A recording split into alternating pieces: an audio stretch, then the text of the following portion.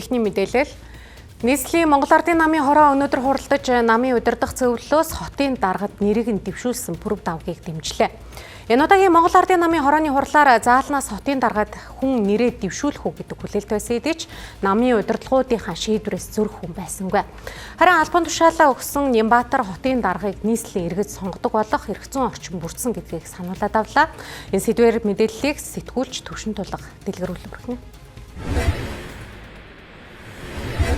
Зөвлөгчдөө бүхэнд нийслэлийн дараагийн засаг дарга хэн байх вэ гэдэг агуулгаар бас мэдээллийг хүргэж байна. Тэгэхээр өнөөдөр нийслэлийн Монгол Ардын намын хороо хуралдаад пүрэв давгийг Монгол Ардын намын удирдах зөвлөлөөс оруулж ирсэн нэрийн дагуу бол дэмжлээ. За ингэснээр бол маргааш хуралдах нийслэлийн иргэдийн хурлын төлөөлөгчдийн хуралдаанд нийслэлийн засаг даргад пүрэв давгийн нэрийг бол дэвшүүлж нийслэлийн иргэдийн хурлаас шийдвэр гаргана гэсэн үг. За үргэлжлүүлээд үүнийг Монгол Улсын ерөнхий сайдад танилцуулснаар батламжилж хотын дараагийн засаг дарга томилогдно гэсэн үг. За мэдээж нийслэлийн Монгол Ардын намын хорооны хурал эхлэхийн өмнө бас олон асуултууд байлаа. Тухайлх юм бол Нямбатарыг дэмжигч талын зүгээс хуралдааны үеэр заалнаас хүн дэвшүүлэх үгүй юу гэдэг асуулт байсан юм. За энэхүү асуултанд нийслэлийн Монгол Ардын намын хорооны гишүүдийн зүгээс дараах байр суурийг илэрхийлсийг хүргье. Би Нямбатар даргын хувь хүнийх нь хувьд бол маш сайн ажилласан. За харин баг дээр болон сонголт зарим нэг төслүүдийг одоо явуулах арга замын хувьд бол жоохон зөрчилтэй зүйлүүд бол байсан.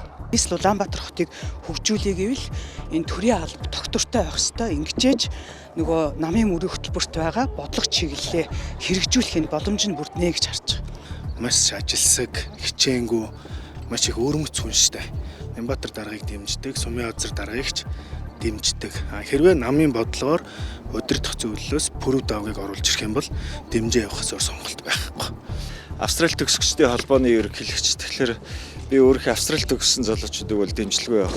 Бүхэл хүмүүс нэр дэвших боломжтой. Мэдээж одоо тодорхой хууль болоод дүрмийн дагуу хязгаарлалтанд ороогүй бол тэгээд бусд нь нэр дэвших боломжтой болов гэж бодож байна. Би намын удирдлагууд ялангуяа энэ дээр нээлттэй оролцуулахын боломжийг хангах байх гэж итгэж байна. Тэр бол нээлттэй шүү дээ. Тэгээд өрсөлдөө бол тийм асуудал гарвал гарна л зэн чинь арчилсан тогтолцоо л юм чи. Тэнд залуучуудын өөрийнхөө үгийг хэлээд өрсөлдөх эрх нь нээлттэй байгаа шүү дээ.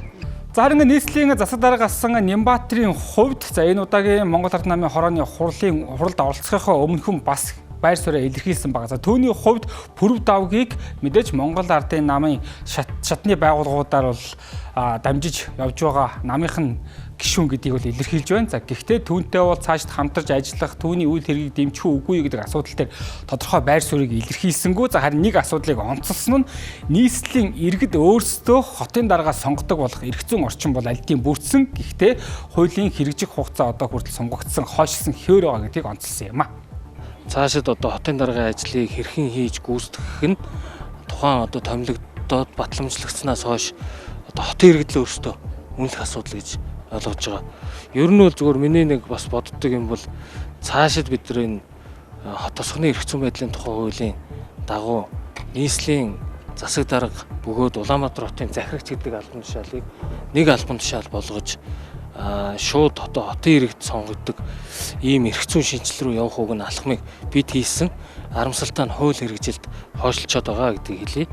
За нийслэлийн эрдэнэ төлөвчдийн хуралдах Монгол Ардын нам нийт 40 суудалтай. За үүнээс дийлэнх хувь нь өнөөдөр Нямбатарыг дэмжиж байгаагаа бол ил тод илэрхийлж байсан. За гисэн хэдий боловч яг нийслэлийн Монгол Ардын намын хорооны хурлын үеэр заалнаас ямар нэгэн байдлаар нэрээ дэвшүүлсэн Монгол Ардын намын удирдлагуудын гаргасан шийдвэртэй сөргөлдөх хүн бол байсангүй. За гэхдээ цаашдаа нийслэлээр нийслэлийн иргэдийн хурлын төвшөнд хэрхэн сөргөлдөөн үүсэх вэ гэдгийг бол бид бүхэн бас анзаарч явах ёстой. Учир нь гэх юм бол өнөөдөр Нямбатарын талын дэмжигчдийн зүгээс Монгол Ардын намын хорооны хурлын ихэнд бол аль болох заалнаас хүн нэр дэвшээсээ өрсөлдөөнтэй болоосоо гэдэг агуулгаар бол байр суурь илэрхийлж байсан. За нөгөөтэйгүр хотын дараагаас нь Нямбатарын хувьд ч гэсэн яг пүрэв давгтай цаашд гарны илж ажиллах үгүй юу гэдэг дээр тодорхой байр суурийг бол илэрхийлээгүй. За түүний хувьд бол мэдээж хотын даргыг сонгох өөр хувилбар байгаа шүү гэдгийг онцолсон нь цаашдаа дунд шатандаа буюу нийслэлийн төвшөнд Монгол Ардын нам доторх хагарал бас хүрээгээ тэлэхгүй үргэлжлэхгүй гэдэг ийм асуултыг бол дагуулж байгаа юм. За түүнчлэн өнөөдөр нийслэлийн Монгол Ардын намын хуралдаанд оролцож байгаа зарим төлөөлөгчдийн зүгээс анхан шатандаа ч гэсэн энэхүү албан тушаалын төлөөх тэмцэлтэй зөрчилдөөн үүссэн гэдгийг онцолсон юм а. бүгд л ингээл эрх мэдлийн төлөө тэмцэлддэг нэг ийм жишиг тогтлоо. Энэ бол ард иргэдэд маш хортой. Энэ дунд яс хайж байгаа маш олон хүмүүс байна. Бид нар болох хэрэгтэй. бол ингээд дунд шат руугаа орчихсон. Тэгж байна. Шат руугаа орох юм шиг байна. Тэгээ анхан шат руугаа орцсон шүү дээ. Энд чинь ялгаагүй бүх төвчөнд л энэ хэрүүл маргаан талцлуугдал явж байгаа. Энэ хэрээрээ Монгол ардын нам доторх зөрчил тэмцэл ширүүсэх тусам за ард иргэдийн амьдралд бас энэ өөрөө сөргөөр нөлөөлөх эрсдэлтэй гэдгийг бол онцлох нь зүүн хэрэг. За ирэх 6 дугаар сарын 15, 16-нд бас нийслэлийн 2024 оноос хойших төсвийг бас сонсгол хийж хянахаар болсон байгаа. Тэгвэл энэхүү сонсголын зохион байгуулах ажлын хэсгийн гишүүнд улсын хурлын гишүүн сайн зориг орсон байгаа. Түүний хувьд өөрөө бол Нямбатартай гарны иж ажиллаж байсан. За Нямбатарын далайг бол дэмжигч гэдгээ бол илэрхийлсэн. За тэгвэл эх сард болох энэхүү сонсголд өөрөө оролцохгүй сайн дураараа бол энэхүү ажлын хэсгээс гарна гэдгээ илэрхийлж байна. Би тэр гишүүн мишүүнд ороогүй. Хүчээр оруулсан байлээ. Би эндээсээ гараа гэж байгаа. Элдв янзын дээр хардл сэрэлт явж байгаар өөртөө шалгачих хэрэгтэй. Би энэ дээр итгэлтэй байна. Ажил хийж байгаа газар жижиг сажиг алдаа гарахыг үүсэхгүй.